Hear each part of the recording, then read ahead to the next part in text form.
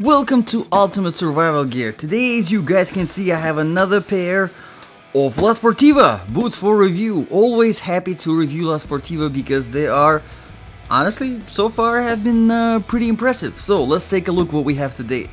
Today we have La Sportiva. Very nice looking Stream GTX mid-size hiking boot. Yes, take a look. Look how awesome these things are, and they actually match my hiking pants with the touch of orange just perfectly. Trust me, it was completely unplanned. Now, to give you a brief overview, I do like this overall. They're very comfortable. They're fairly lightweight. I do like the lacing system, although I do have a few suggestions for La Sportiva that they could have done better, I think, in my opinion, overall, with this lacing system.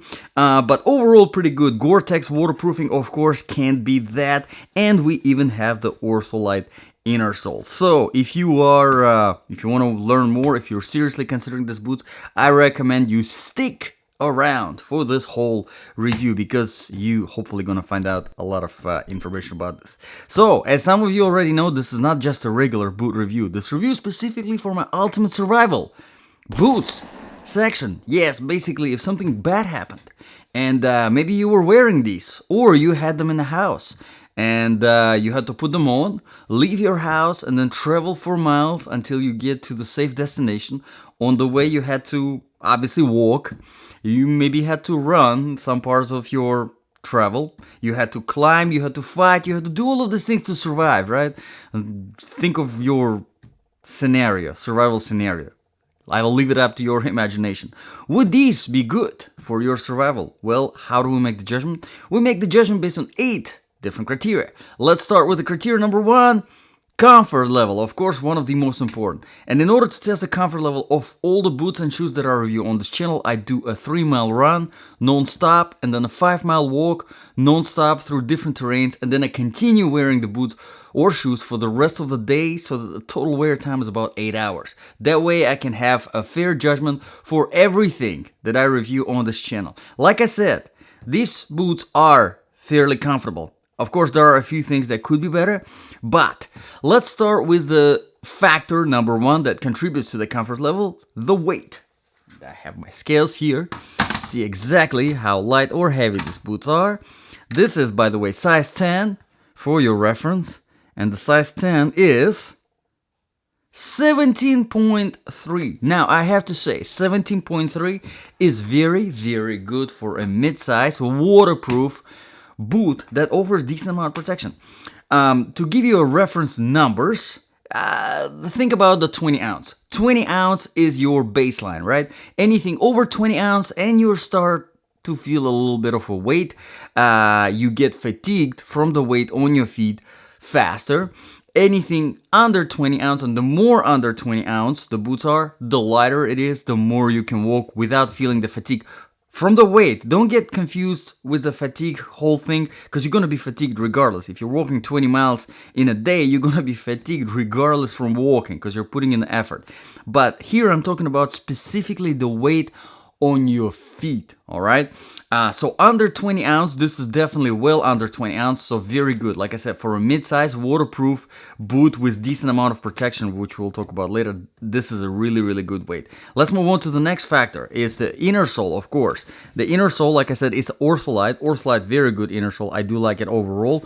It provides decent amount of cushioning, and it has a nice shape to it. Decent amount of arch support, overall good shape, heel bed, and Ortholite itself, it has that moisture wickering technology, so that, you know, if you're wearing the boot for extended periods of time, you don't have to worry about the bacteria spreading. So pretty good overall. Now, let's get to a little bit of downside, in my personal opinion, keep that in mind, personal opinion, is that once you remove this inner sole, there's nothing else. It goes straight into the hard rubber. Now, if this was more cushioning in the inner sole, I wouldn't mind, but overall this is fairly thin and not much cushioning. So I wish there was additional layer of cushioning there, but there isn't. So if you're like me and prefer more cushioning in the inner sole, you might find this inner sole a little bit on the tougher, harder feel, okay? I would prefer more cushioning, but again, this is a personal preference. Another factor that contributes or takes away from the comfort level is the outsole, the flexibility of the outsole. And as you can see here, it is fairly flexible, but still on the stiffer side, which, I mean, in part, it has to do with, the Vibram, the tougher rubber Vibram outsole, which we'll talk about later, and the thickness of the midsole right here. As you can see, it has a pretty thick midsole, which gives you a lot of protection, but at the same time takes away from that comfort especially whenever you're running. Now, you might say, I'm not going to run in hiking boots, which is fine, but because this is ultimate survival boot review, so here I consider everything, and running obviously most likely is going to be part of your survival. Now, the next important factor to consider here is the cushioning on the inside of the boot, and here, as you can see, there's decent amount of cushioning in the tongue. Pretty good, I like it a lot. Here in the shaft, there's a decent amount of cushioning. Going throughout the whole boot, it's fairly soft, except for this part right here, and it's typical. I see it a lot of times, most of the times, in the hiking boots. For whatever reason, the manufacturers, they just, I don't know, they don't think about it. But whenever I do find a boot that is cushioned all the way from the inside, I'm very happy about it. Here is not the case. Here it goes straight into the hard, very hard rubber. Keep that in mind. So you definitely want to get them in the right size. Very, very important. Because if you don't, you're not going to like them. And also, you probably should think about implementing thicker socks so that you have decent amount of cushioning here at the front. Overall, very important. So on the comfort level, pretty good. Could it be better? Yes, definitely it could be. Let's move on to the criteria number 2 now, proofing and protection. Now, proofing-wise, these are waterproof, GORE-TEX waterproofing, one of the best waterproofing technologies out there. It's very lightweight, it's breathable, it provides great waterproofing. The only downside of GORE-TEX is that it's on the expensive side, and we will talk about the price later in the review, but yes, it adds quite a lot to the price. But if you don't mind spending extra money, this, is definitely worth it. GORE-TEX is a great waterproofing technology. Another thing, when I talk about waterproofing here, I talk about the gusseting. And this is one of the smartest gussetings that I have seen in any of the boots out there on the market. As you can see, they utilized the whole size of the shaft. Let me grab my ruler, which is approximately a little bit more than 6 inches, and the lowest point of the shaft is about 5.5 inches. So they utilize the whole length of the shaft for waterproofing. Very smart. And to kind of give you, so that you understand what I mean here, is a lot of times you get, let's say 6 inches of the shaft length, right? But then the gusseting of the tongue is only about 4 inches, which is stupid, because instead of utilizing the whole length of the shaft, the manufacturer only utilized 4 inches of, for waterproofing. Makes no freaking sense. Here, it's not the case. Smart, very smart. Good job, La Sportiva. Let's talk about the protection here. Now, as you can see, there is a nice piece of tough, very tough material going. It's not, you drop a freaking 10-pound rock on your toe, you definitely gonna feel it, all right? Don't get me wrong, but this is still really, really good. If you're traveling on a rocky road, this is gonna be pretty good. I like it overall. In the body, of course, it's pretty soft. You do get a little bit of protection in the shaft. Better than nothing, still. Mid-size, that's why I like mid-size. Not much, because there isn't a lot of padding. And of course, you have a reinforced heel with the same material that is on the front. Pretty good. And of course, Vibram outsole, which we'll talk about later, does a great job providing some protection as well. Alright, so overall, proofing and protection, pretty good job. Let's move on to the criteria number 3, quality and the design features. Now, these are newer model from La Sportiva, so there are not a lot of reviews on Amazon yet. The link is in the description below, by the way. So it's really hard to judge, but these did make on a lot of online lists already, like best hiking boots, most comfortable hiking boots, whatever, you can find them on those lists. So people do like them so far, and I can see why. Now, La Sportiva itself is a great brand. They have been around for a while, and so far they have been really good. Honestly, all the stuff that I have been getting from them has been very impressive. so far. Now, whenever it comes to the design features, here I talk about the lacing system. Here, as you can see, it's very basic. There's really not much to it. There's 4 pairs of fabric closed hooks, and then there's 1 pair of open hooks, which I do like for hiking boots. And as you can see, it kind of locks in place here. Now, not this way, but whenever you get it in, it kind of slides into it, so it makes it a little bit easier. Not as good as, for example, locking mechanism on Salomon's. Not as aggressive, but still pretty good. Makes it more comfortable to, you know, put the boots on, take them off, and loosen the tension if you need to, if you're walking up the hill, for example. Now, the strings themselves are thin. I'm not a big fan of thin strings, but, you know, it works. It's not bad. It works. It could have been better, but it's pretty decent. Now, let's move on to another very important criterion here. Criterion number 4, outsole traction and stability. Now, like I said in the beginning, whenever I do my run and my walk, I do them on a variety of different surfaces, starting with older asphalt, going to newer tarmac, dry sand, dry grass, wet grass, rocky road, trail surface, concrete, rubber, like a gym sort of a rubber type of thing, and then marble and tile. Okay, so I test them on a lot of different surfaces. Now, not much to talk about whenever it comes to ice and snow, because these are not really winter boots. They will handle decent in the snow, but we will talk about the winter situations in the next criterion. But everything else that I've tested them on, they perform very, very good.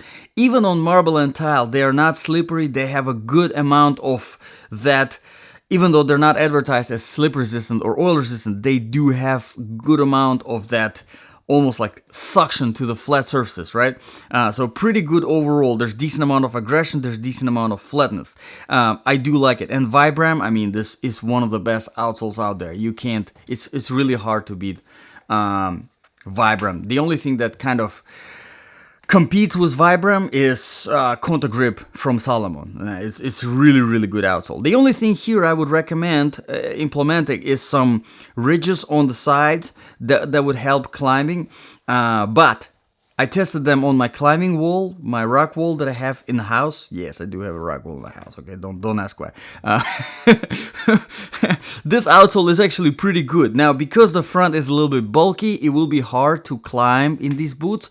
But this outsole itself, it does provide good amount of grip that you need. So overall, I like the outsole a lot. The only thing is the ridges kind of would be nice, and the flexibility, more flexible, would be nice. But let's move on to the criteria number 5 now, the temperature.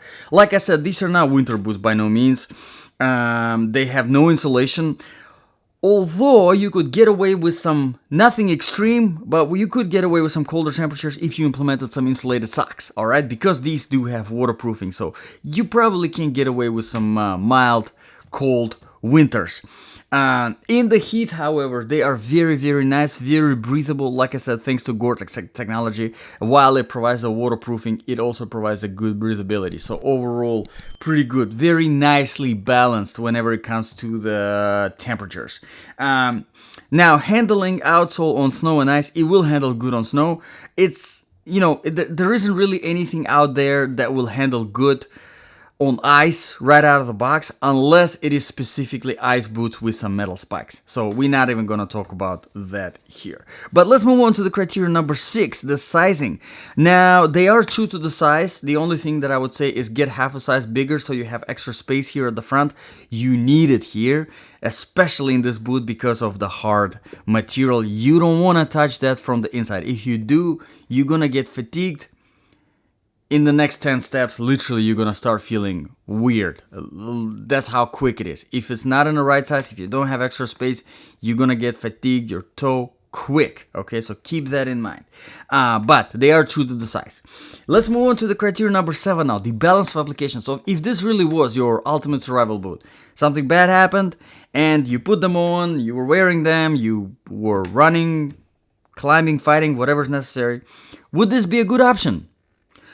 I think this is a great option. If you have watched any of my reviews before, you know that I'm a fan of mid-size stuff for ultimate survival, especially hiking, because it has that long distance in mind. And I think if you have that in mind whenever it comes to survival situations, you are already one step ahead of a lot of people, because most of the times survival situations, they don't just involve combat, immediate combat, which this is honestly pretty good option for a combat because it gives you good stability and they are lightweight, so you can be quick, you can be, you know, mobile, right?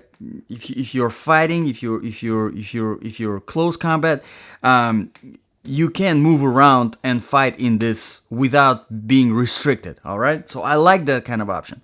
But also, survival situations, they also involve getting away from danger and traveling and hiding and going the back road routes, right? So hiking, really hiking, backpacking.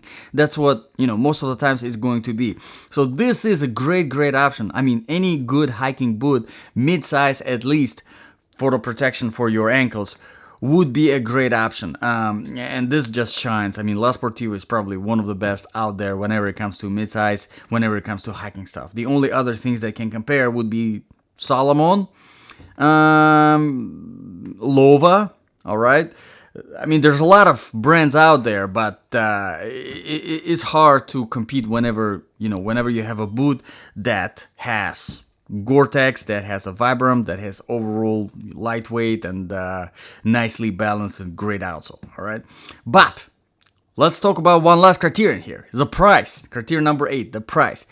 $200 currently on Amazon. The link is in the description below. Now, $200, yes, it is pricey, okay? It definitely is pricey. There's a lot of competition in that price range from the same Salomon, from the same Lovas, from the same manufacturer that I have mentioned in this review, in the 200 range. So would I go with this over something from Salomon? Nah, it's really, you know, that's where it becomes difficult, right? $200 is a lot of money. So at the end of the day, it comes down to, of course, your choice, your preference. Would you spend $200 on this La Sportiva, or are you a fan of Lovas and would you spend $200 rather on one of the Lova models? It's up to you guys. That's why I make this review, so that you know what you are getting and you kind of get the best idea that you can get before buying stuff. So let me know in the comments below, guys, what do you think about this review? What do you think about this boots? If this review was useful, please consider subscribing. As you can see, this channel is pretty new and it's just now starting to grow, so make sure to subscribe. And if you want to support me even more, please consider helping me out through Patreon. The link is in the description below. I was demonetized with my old channel that I had on YouTube, and so I'm starting everything from scratch basically, and your money will help me get more products and get more quality reviews on this channel if you want to support me that way. I really appreciate it. So thank you very much, guys, for watching, and if you have any requests for reviews, drop them in the comments below. I'll see you guys in the next video.